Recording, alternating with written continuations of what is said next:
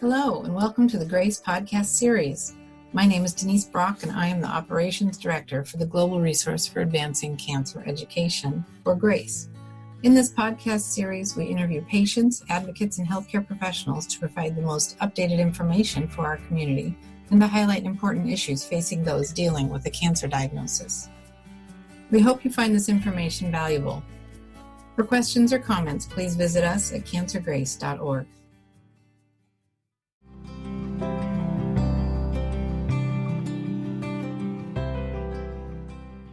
Hi, and welcome to the GRACE Supportive Care webinar series. My name is Arjun Gupta, and today we'll be chatting about ascites, or fluid in the belly, in patients with cancer.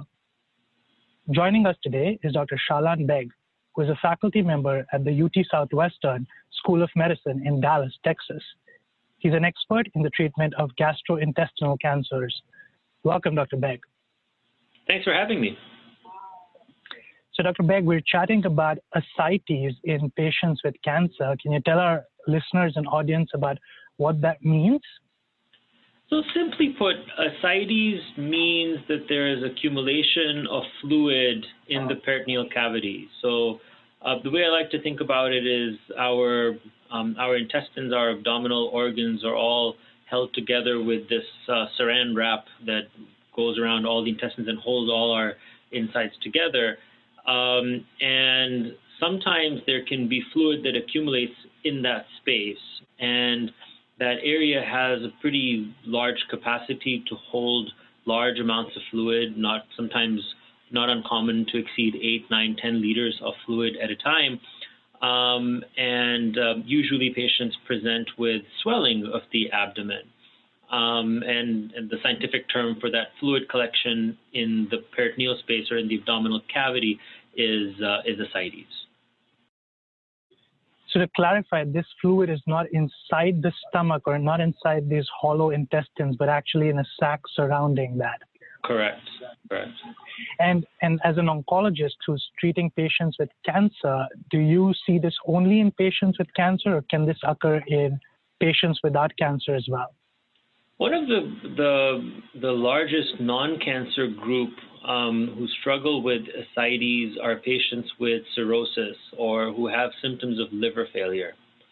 And patients who have different degrees of liver failure, and again, cirrhosis is scarring of the liver. So when the liver is scarring due to either alcohol use or in the United States, hepatitis C or from fatty liver, it can cause a scarring of the liver, which increases the pressure of within the abdominal cavity. So it makes it harder for the fluid to go through, which increases the pressure of the blood in the abdominal cavity, and that causes fluid to leak into the peritoneal space. So the largest group of patients, the non-cancer patients who have ascites, are probably patients who have some degree of liver cirrhosis, and it's usually those who have advanced stages of cirrhosis where we see it. And the other group would be cancer patients, where there are two groups of patients who can develop cirrhosis. One group of patients would be those where the lining of the abdominal cavity, what I described earlier, the saran wrap around the intestines, becomes involved with tumor. So I like to think of that as a studding or salt and peppering of the entire abdominal cavity. And that prevents the body from being able to reabsorb the fluid naturally, and can even secrete more fluid and cause an accumulation of ascites. Oftentimes we see cancer cells in that fluid if we were to sample it. And the other group of patients, cancer patients who can develop ascites, are folks who have symptoms of liver failure because of the cancer involving the liver, again, leading to a mechanism where it's increasing the pressure either by involving the veins in the liver or the liver tissue itself. And are there a particular group of cancer patients, especially patients that you see, who are more at risk of developing this ascites? Yeah, so my clinical practice is mostly around GI cancer patients. I think any patient with a cancer in the abdomen can develop ascites, if their peritoneum is involved with the tumor. I think statistically the most common cancers, one cancer that comes to mind that's not a GI cancer, but that would be ovarian cancer, very frequently can involve the peritoneum. But most of the other GI cancers can manifest with peritoneal disease, with the most common ones probably being colorectal and gastric cancers. But I have seen a fair amount of pancreatic cancer also involve the peritoneum and cause subsequent ascites. So really any cancer in the abdomen can develop ascites, where it's a matter of how the cancer cells decided to spread, whether it's through the bloodstream or through this direct extension or seeding of the peritoneal space.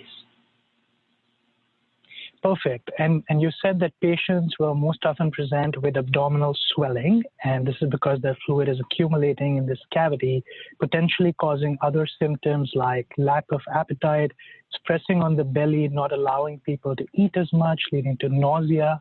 Patients can even have weight loss despite this additional weight that they're putting on with the fluid due to reduced appetite and cachexia. Any other big symptoms that you look out for when you're taking a history or examining a patient?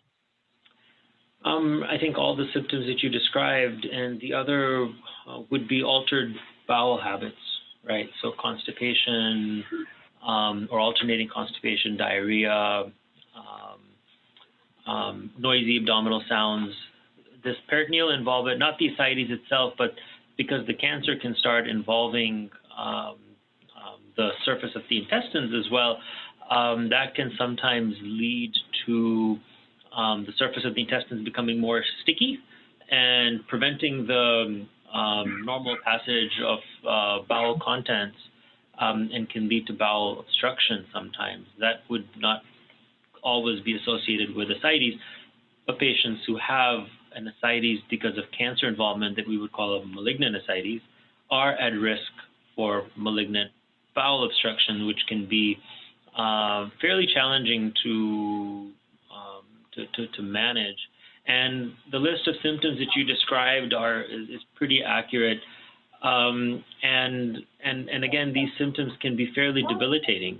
Think of a 75-year-old lady, who's already losing weight because of her cancer or because of loss of appetite, and now is 7, 8, 9 pounds heavier because of fluid that she's collected in her abdomen, making it harder to move and harder to ambulate, makes her feel full early so she can't eat as well as she would like. And managing these symptoms can be fairly challenging. And when you're seeing a patient who's coming to you in clinic and saying that, hey, doc, I think that my belly is more swollen, you as an oncologist know that they have a form of advanced cancer, say advanced colon cancer, advanced pancreas cancer. What are you starting to think in clinic? Is this a diagnosis that you can make in clinic itself, or you're thinking of doing additional tests? How do you go about triaging these symptoms, if you will? I think it starts with the history and see what the tempo has been for these symptoms when they started, what makes it better, what makes it worse. And the classic history for someone with ascites would be a gradual growth in their abdominal girth with time. But sometimes flatulence, like feeling more gassy, or symptoms of indigestion can also be described as bloating. So bloating is a fairly non-specific term. So my brain may not always jump to ascites if someone is describing bloating, but their history together with the exam to see whether on the exam there's appreciable fluid in the abdominal cavity, looking at their most recent scans to see if there was a hint of any fluid accumulation on their last scans, or if they have cancer that's spread that puts them at risk for developing a malignant ascites. So all those factors sort of add on to increase my suspicion. So for pancreatic cancer patients, sometimes if they have bloating and altered bowel movements, it could be a sign of pancreatic insufficiency, and we would treat that very differently than we would if it was ascites. So, together with the history and our exam findings and the specific distribution of the cancer that the patient has, helps us decide if an ascites is at a high risk. Is the fluid buildup associated with other fluid accumulation, either under the skin or around the ankles? Do they have fluid buildup in other spaces, for example, in the chest, in the pleural cavity? We look at their labs to make sure their protein numbers are okay. If we have enough of a suspicion, depending on how debilitating the symptoms are, I may order other tests to work that up, or just leave it at clinical suspicion and decide how to treat based on their symptoms. And suppose someone has voluminous ascites that's really causing them discomfort. You'd mentioned earlier about there be potentially two causes of patients with cancer having this ascites: the spread to the liver or liver dysfunction, and spreading to the lining of the peritoneum or that saran wrap. Is there a way that you can differentiate that with an imaging test, or you'd mentioned sampling this fluid as well? Scans the scans can tell you if if the radiologist thinks that this is a malignant ascites, but it's notoriously non-specific. I think the gold standard for seeing whether ascites is coming from a malignancy is to take a sample of fluid and spin it and look it under the microscope and see if you see cancer cells. And if you see cancer cells, then that's a malignant ascites. But and then the other group that we were discussing were folks who have portal hypertension or liver failure symptoms. Looking at their scans and see if they have any venous involvement, if what their albumin is like, what their child score is, can help us see which end of the spectrum they're falling into. And our hope is to always find those patients before the fluid becomes out of control and is causing too many compressive symptoms and difficulty breathing or laying flat or eating. And then based on whether we think it's malignant or non-malignant, really the first line of treatment to help control the ascites would be through diuretics, either same one diuretic or combination of diuretics, and to make sure we titrate that to a certain level and see if those numbers, whether those symptoms can get better. Historically, patients who have ascites because of portal hypertension or liver involvement, liver cirrhosis, tend to respond better than those who have a malignant ascites. Diuretics can help folks with malignant ascites. It's still my first line of defense to try and help control their fluid buildup. For malignant ascites, really the main treatment option is to help control the cancer, because their symptoms are getting worse because the tumor along the lining of the cancer is getting worse, and you need to treat that in order to help the normal flow of fluid to take place. So the treatment for malignant ascites, in my mind, would be treating the cancer. But if the diuretics don't work and treating the cancer isn't working, then the next step would be to physically drain the fluid by sticking a needle in the abdominal cavity and draining the fluid. And it's not uncommon for us to have to remove 3, 5, 8, 9, 10 liters sometimes in those patients, based on how long it's been going on for and what their body size was and all. And so, just to summarize for our viewers, these diuretics are water pills that help us urinate out excess fluid that's accumulated in our body. And it may be helpful for some patients, especially with patients with liver dysfunction and perhaps a subset of patients with malignant ascites. But ultimately, we want chemotherapy or another cancer-directed treatment to control the underlying cancer, which is leading to the malignant ascites. And then Dr. Beg, you said that if that's not really working out and patients have lots of symptoms, such as that swelling in the belly that's causing discomfort, that's perhaps even causing shortness of breath, you would consider taking out 5-10 liters of this fluid in a procedure called a paracentesis, which can be done every few days or weeks if that fluid is coming back. And this is often a simple procedure done at bedside. People can come into their urgent care or in their doctor's office and get this done.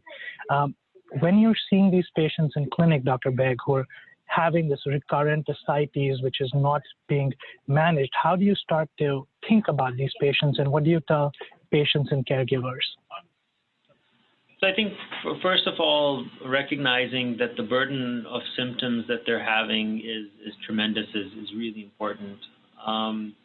Again, their mobility can be affected, their appetite can be affected, their mood, their morale can be affected with if their ascites is uncontrolled. If the ascites is a malignant ascites, so we think it's from cancer involving the peritoneum, my conversation is a little different in patients who are newly diagnosed and starting their treatment versus someone who's been on chemotherapy for a much longer time and their cancer has gotten worse on chemotherapy treatments and is now developing ascites. For folks whose cancers have not seen chemo treatments, we have the potential for controlling the cancer and therefore controlling the ascites. So I'm fairly confident in those folks that we can get a grasp of those symptoms for quite a while and give them plenty of relief from their symptoms. But if we start seeing somebody who's been on chemotherapy or different lines of chemotherapy, so their chemotherapies become much more resistant and much more aggressive with time, and now they start developing ascites, I think that tells me that's just another sign of their cancer getting worse, as it is when we look at a lung spot get bigger in that group of patients. For those patients, oftentimes the diuretics are not as effective.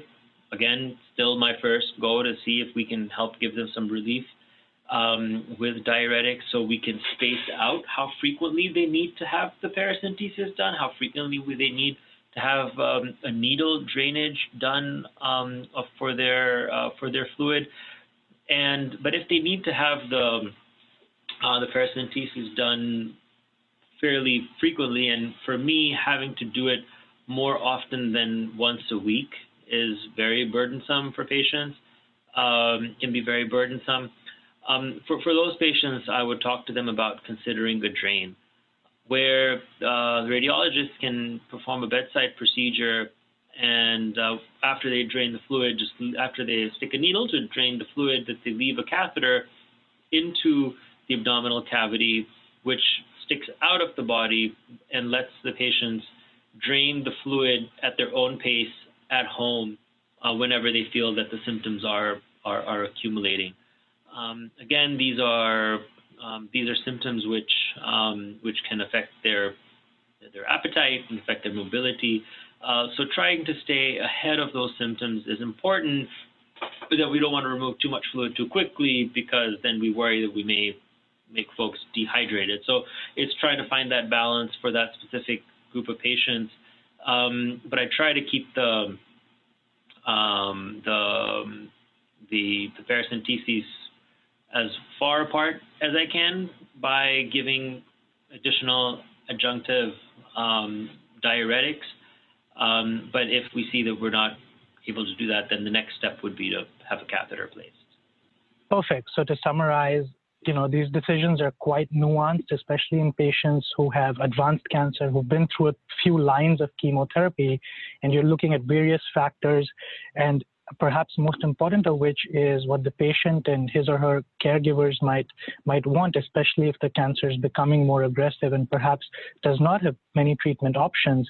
So whether patients would like to continue to come to the hospital to get these repeat paracentesis procedures, or perhaps prefer to spend more time at home in what could be a terminal condition. So for the group of patients where we believe that the cancer may be in its terminal stages, having the conversation on whether a drain is appropriate is really important. especially if that patient and their family members are considering hospice as an option towards end of life.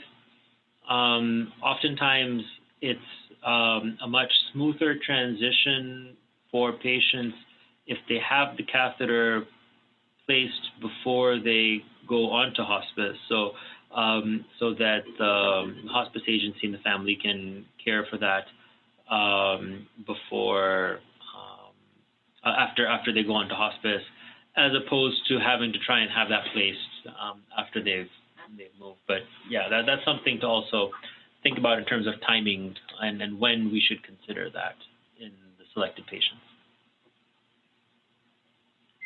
Perfect, Dr. Beg. That's all the time we have. Thank you so much for joining us. And I hope when we redo this webinar in 1 year, we'll have more effective therapies, more information to help our patients. Thank you.